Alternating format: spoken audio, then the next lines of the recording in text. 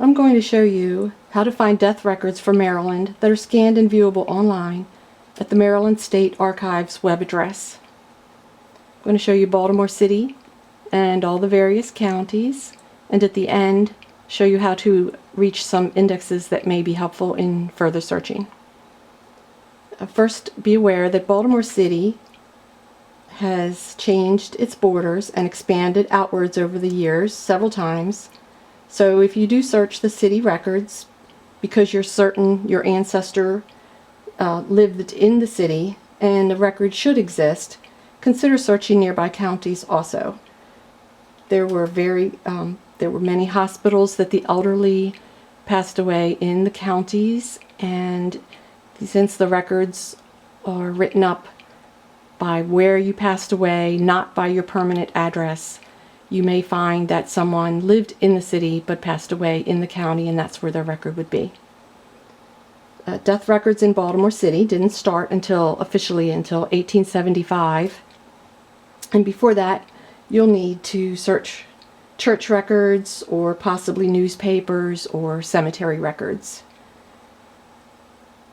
You do need the name, place, city, and date if you are going to do a specific search. Otherwise, you can simply choose to narrow down your search and then browse the images page by page. The counties officially started keeping death records in 1898. So go to the Maryland State homepage. It's msa.maryland.gov. And then on the left-hand side, click on what we have. There's a hyperlink. And then scroll down to where it says Maryland Vital Records. And there's a hyperlink there. And click on that. That takes you to a brief explanation page about how they do the indexing of the vital records. Then go towards the top of the page and click on the word search.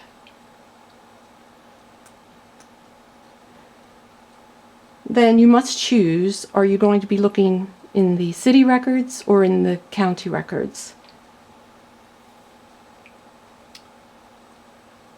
Alright, so we're going to start with the city records. And you can see that they do start 1875 to 1880.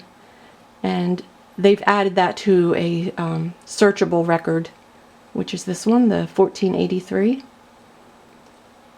But most of the records that I've been lucky enough to find have been in the MSA CE 42. So that's where I will start. Oh, well, I should probably show you the first one first, just to show you what it involves when I mean searchable. You can see this one is surname of deceased, first name of deceased, and the year of death. You must know the person's exact spelling of the name, the last name, and the first name to access this. But you can search by the years just by using all years, and it will do that.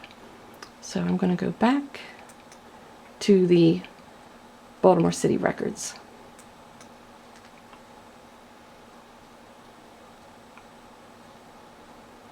So you can see the records are grouped by year, starting in 1875. And the first group goes 1875 to 1884, and they break that down into various hyperlinks based on the first letter of the last name. And if you click on A, just as an example, you'll see select a letter, and then an index page comes up. The index, at this period of time in history, the indexes were all handwritten, of course. They're a little hard to read, but you do get used to it. You'll see it has the year, month, and day. And some of the earliest records, the year, month, and day is actually the age of the person by how many years old they are, how many months old, and how many days old, which is That's only in the very first few years of records that they do that. And the records are double columns, so you want to make sure you scroll. You want to scroll all the way to the side. You want to bring it down, and you also want to bring it over, because if you don't, then you'll miss a whole set of records. And if you're having a hard time with the records, down at the very bottom you'll see it just pops up. It's a way to adjust your page, either smaller, larger, or to reduce the image or stretch the image. Okay. Alright, so that's the very first one. I'm going to scroll back to the left and back up to the top. Okay, so that'll give you an idea of how they start. And then you can see they're by the letters. Goes down for a few years. And then the records change. In 1894, the system changes just a little bit. If you take a look at it. And they're grouping it, and they are adding the first letter of the first name to all of the groups that they break down. And again, make sure you scroll all the way because it's double columns.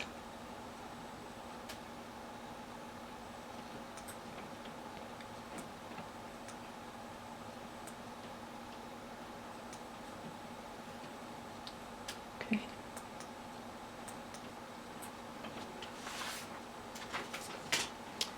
Then starting in 1904, I'm going to scroll down.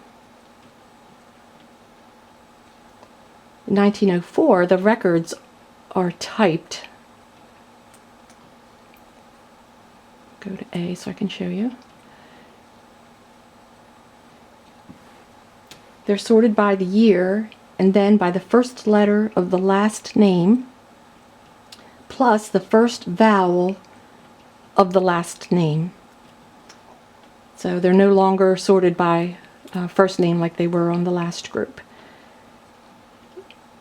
So you can see the first record, Adams, of course, the first letter is A, and then the first vowel is A, and then they go down, and even though the name starts with an A, they break it down into the E, and so on.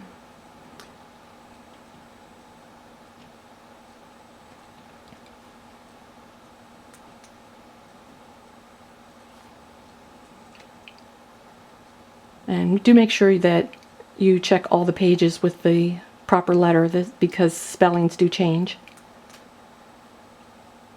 Alright, so this method was used until 1942, and then 1943 through 1949 you would have to go back to that other index that I showed you that has the searchable. Unfortunately, that grouping of years is not searchable by image. It just isn't. So if you have to find somebody there, you have to know how to spell their name. Alright, so then we have the next grouping. And this group, this entire group, is all typed.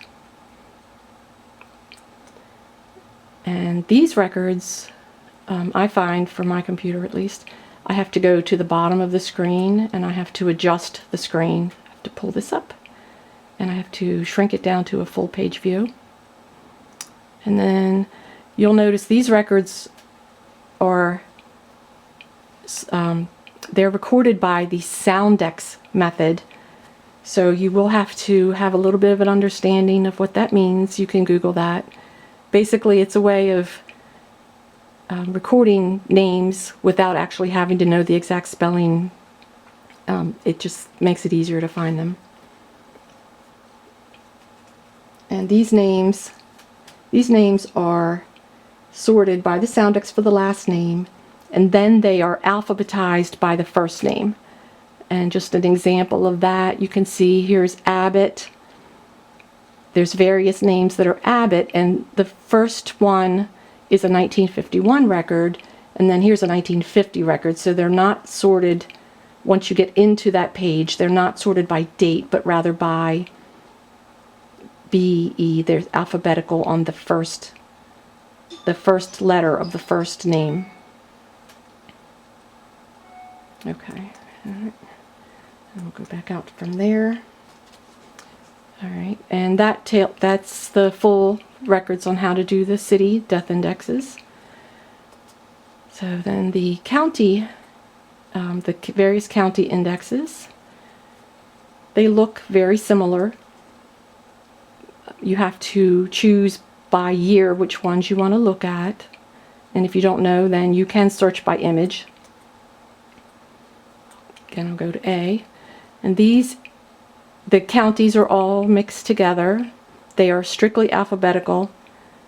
They go, if you have multiple names, then it goes by the first name. So they're alphabetical by the last name and then by the first name. And the counties are all mixed in. And if you find one that you want, at this point you would just click on the image, and then a billing information comes up, and that way you can actually order a copy of the record.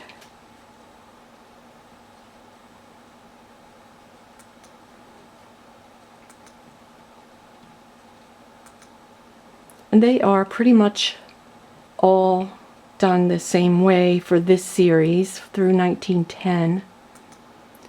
And then there's one other series that you can look at. And this will take you more recent into, I think, 1944. And that's as far as it goes on the county records. And if you click on the very first set, you'll see that they are also done the same way as the previous set. All the county ones are done this way. They have alphabetical by the last name, and then within that subset they are alphabetized by the first name, and all the counties are mixed in. Okay. Two other things I wanted to show you. A second way to search. Under the archives, on the home page, also under what we have, there's a guide to government records. If you click on that and then reference and research, and then you can scroll down to the death records. That'll give you another set of options to look at. And I've looked through all of these, and I can tell you that most of these are not visible at home. Most of them you have to go to the archives to see them.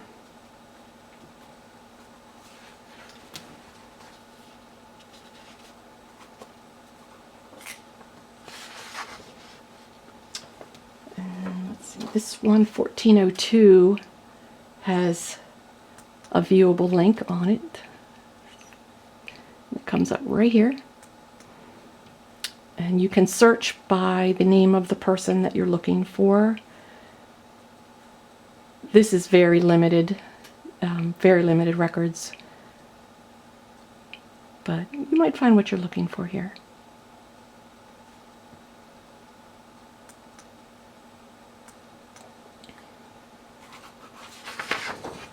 And let's see what else. This set of records, there's really nothing here. They're all by paper, so you really can't see them. But they do have pull slip information, so that if you are going to the archives, you could look here and find something for the pull slip numbers that you will need. This MSA CE 42 does have a link that you can click on. It brings up viewable links. And it's pretty much the same that you found the other way. If you look at it, you can see it's the same record. It's just an alternate way to search.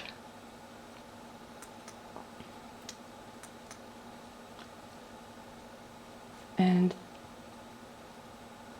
these links here are also viewable only at the archives. So I'll save you time for searching on that.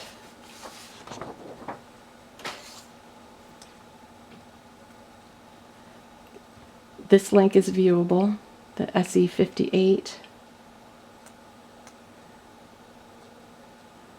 And then you pull up the link on that, and you can see this pulls up the same type of index card. So again, it's just a second way to search.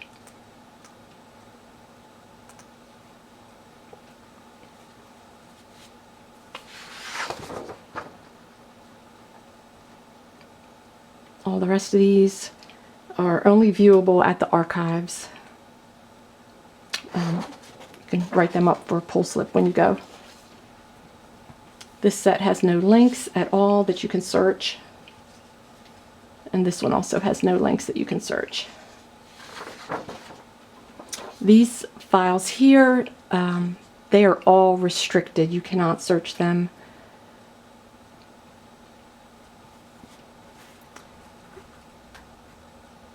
Here, there's nothing viewable on any of these that I could find.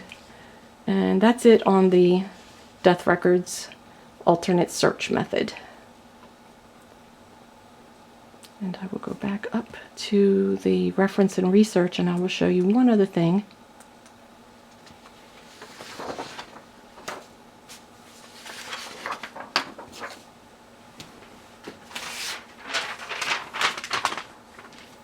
Under the reference and research, there's what indices can be found link, hyperlink. And then there's something called the checklist of indices right here. And if you click on that, you'll find a box with all the various records that the archives does have available. They are not all available online, but you can take some time and look through them. There's one that I did see down here that had a link to it. This one. You can see it has a link. But it's marriage references. And there's a few others that you could search out and find some information on. Anyway, this is as of 2015. I hope it's been helpful. The archives does go in and change things occasionally, but for now, it's good. Good luck searching.